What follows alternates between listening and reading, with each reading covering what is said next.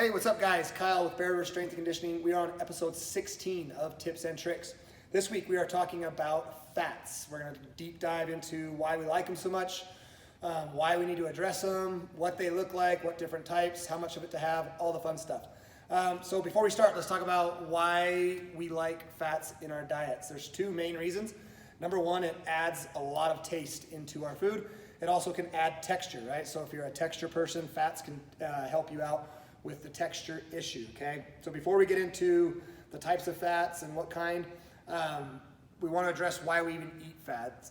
So the main issue there is cholesterol. We want to maintain the right amount of cholesterol levels. What cholesterol does is it helps regulate hormone production. So if your hormones are off, all that fun stuff, one thing you can look at is blood panels for your cholesterol levels. There's two numbers that we're looking for. You have HDL cholesterol as well as LDL cholesterol.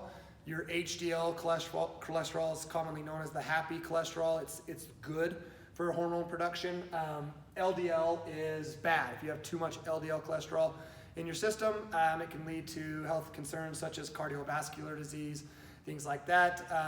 So that's kind of why we look at fats and what kinds to have. Fats break down into three different categories. You can kind of tell when you look at a fat, you're going to know, okay, this is one of those three based off of the temperature at which you're looking at the fat. The first is saturated. So we look at room temperature as well as cold temperature.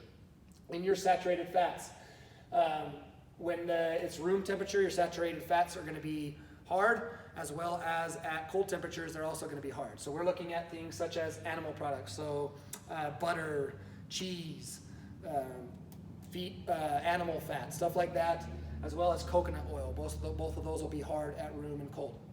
It was commonly thought for a while that these were bad fats because they raise your LDL cholesterol levels. So your bad cholesterol will go up, but it also raises your HDL cholesterol levels. So these aren't necessarily a bad thing to have. It's just how much of it should we have in a day. So keep that in mind when you're eating that.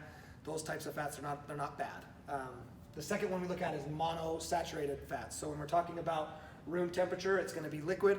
When we're looking at it at a cold temperature, it's going to be hard. So things like olive oil, avocado oil, nuts, seeds, that types of stuff is going to fit into your monosaturated fats.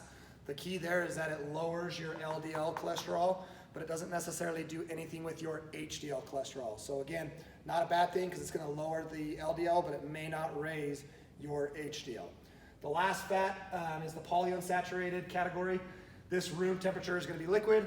Cold temperature, it's going to be liquid. So this is things like vegetable oils, canola oils, fats like that. So double whammy here. What it's going to do is it's going to reduce your LDL cholesterol. So not necessarily a bad thing again, but it also reduces your good cholesterol levels. So these are the ones that if someone has too much polyunsaturated fat in their diet, we can simply replace it with some monosaturated fat in their diet, and it will kind of help out, hopefully help balance out what you're doing with your cholesterol levels. So within this polyunsaturated fat, we can kind of go down a rabbit hole of two things. Number one is essential fatty acid.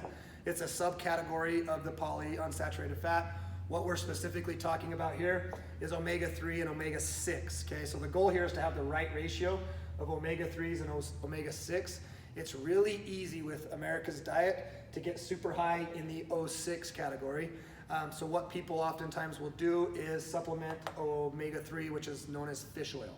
So if you're a fish oil person, which we recommend you are, we want you to take 2 to 3 grams a day. It's going to help make sure that that omega-3 stays at the level it does compared to your omega-6. The other way to do it is to not eat foods that have omega-6. You know, I mean, you could always work on reducing your omega-6s to help line out that ratio. Easiest way though is a simple fish oil supplement. We'll talk again later on EPA and DHA ratios, but 2 to 3 grams a day there. So the rabbit hole we don't want to go down is the trans fat. Okay, this is synthetic fat. So it's been produced, it's not natural. The reason why this came to be is it's super cheap to make. You know, they make it out of vegetable oil. What they're doing here, America's food industry, is they're adding hydrogen to the vegetable oil. It allows for them to process it and get it mainstream to like McDonald's and stuff like that. Very cheap. It adds a lot of texture, it adds a lot of taste, so people like it. You're gonna find these in your fried foods, your pizzas, your donuts, and your cookies. So for the people that are eating that, just know you're eating a synthetic hydrogen added to vegetable oil. Probably not good for you. It's going to lower your HDL. It's also going to raise your LDL. So when we talk about cardiovascular disease tied to fats, this is the one we want to stay away from. As far as these three, feel free to eat them.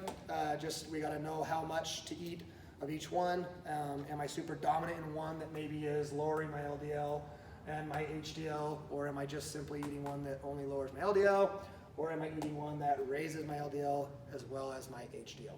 I hope all that makes sense. If you have questions, feel free to drop them in the comments or send us a message. Thanks, guys. Appreciate it.